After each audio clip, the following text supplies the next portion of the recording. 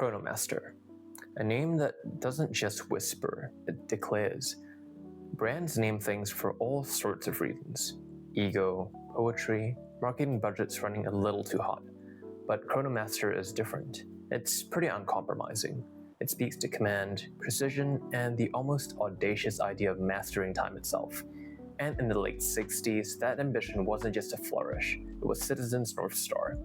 This was the era when Japanese watchmaking was sharpening its identity, and Citizen stepped forward with a dress watch that aimed not only for ornamentation, but for authority, the hand-wound Chronomaster date Calibre 1870 25 jewels.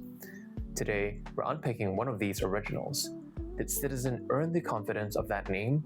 And more importantly, does the spirit of the Chronomaster still pulse through the Citizen's lineup today? Welcome, you are on time. I'm Galleon, and I aim to make your next watch purchase the right one for you. Today, we're diving into a watch that quietly flexes old-school Japanese watchmaking. Not just loud, just very precise. Let's see why collectors are still getting a little emotional about these. In the 1960s, Japan was leveling up. Brands were no longer content making affordable, dependable watches.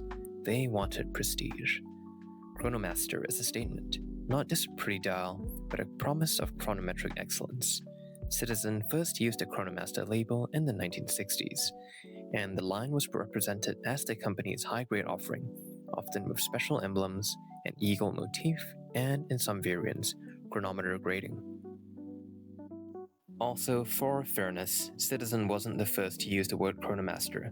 That honor belongs to Nevada Grenchen. We used it for its Chronomaster Aviator Sea Diver in the early 1960s. The point, though, is not linguistic ownership. It's that Citizen used the name to signal a different ambition. High-quality finishing and chronometric performance in a domestic Japanese offering. This particular Chronomaster somehow sits between modest elegance and technical pride.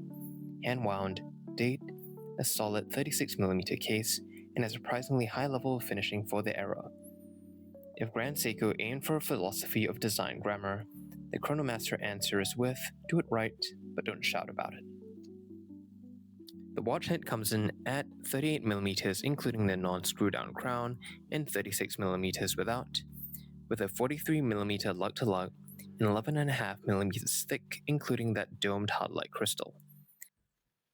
This highly angular case is primarily mirror polished, with straight line brushing that radiates vertically from edge to edge on the lugs, and dramatic downward sloping lugs that helps the watch head sit comfortably on the wrist. The case lines are polite and wearable. Not razor sharp like later Japanese cases, but well executed. Many examples you see in the wild are unpolished, which is great. Preserved edges help the watch retain that 1916 character. The rather minimalist case, however, serves as a canvas for that lovely dial, a sunburst silver that radiates from the center outwards, with baton style applied indices that feature a period-accurate inner black enamel baton for contrast, framed by a printed minute track. A blocky, somewhat robotic Citizen logo sits at the 12 o'clock, with the Chronomaster model name printed just under, and date plus number of jewels printed on either side of the Citizen eagle, which enthusiasts affectionately call the chicken emblem, at the 6 o'clock position.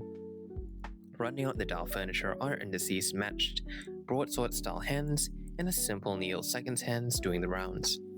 What really brings this dial to life, however, is that domed hard-like crystal that almost seems to both magnify the dial, improving legibility, while also increasingly creating a visual illusion. That dial has a pie pen-like step-down outer ring, one that was popularized by the vintage Omega constellation references.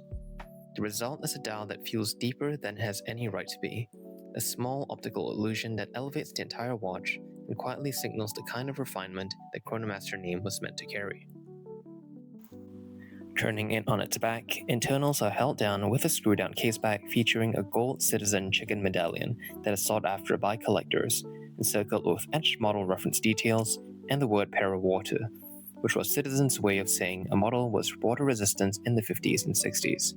On that note, however, water resistance is of course irrelevant here, given this is a vintage reference. A quick pause before we get into the movement. If you're enjoying this review so far, or if you've learned something new, Please do consider hitting the like button and consider subscribing. It really helps the channel grow and tells me I'm creating content that's genuinely useful, valuable, and worthy of your time. Thank you. Now, to its beating heart, the Calibre 1870. This is the part that earns the Chronomaster its quiet respect. It's a relatively large balance wheel design, classical architecture, running at about 18,000 beats per hour or 6 beats per second, featuring a date complication and hacking seconds, giving a calm, ticking sweep and a mechanical feel that a modern high-beat movement simply won't mimic. It's robust, tunable, and was considered a high-end movement back in its day. Collectors report 40 hours of reserve and movement built to be serviced. Parts aren't exactly impossible to find, but some spares and tech docs are rare. So if you're buying one, budget for a watchmaker who knows vintage Japanese calibers. On the wrist, the Chronomaster is charming. Light, low, and very dressable. The 36mm case is certainly period correct and wears modern, yet classic. And the date window is discreet at 3 o'clock. Exactly what you want in an understated daily driver that doubles as a conversation piece when someone leans in and asks, "That's an interesting logo." And as with most silver dials, this watch pairs well with straps of most colors and textures, which makes it really versatile, though I certainly wouldn't be doing your daily chores or laborious work for viewers who happen to be blue-collar professionals. And given the recent resurgence of vintage revivals among most brands to sate the ever-hungry watch enthusiast community, this certainly won't feel out of place in 2025. You might even say that vintage is the new cool. The Chronomaster date is a compact manifesto wrapped in steel and glass. Citizen quietly stating it could master time. The name wasn't just bravado, it was a deliberate positioning towards chronometric quality.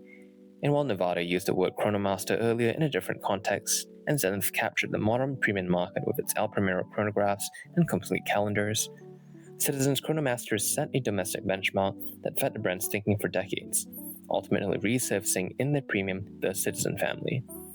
Buy it if you want a watch that rewards curiosity and tells a story. But what do you think? Which brands truly deserve the title of Chronomaster? And what other vintage dress watches do you own? Talk about it in the comments below. Until next we meet, keep your watches wound so you are right on time.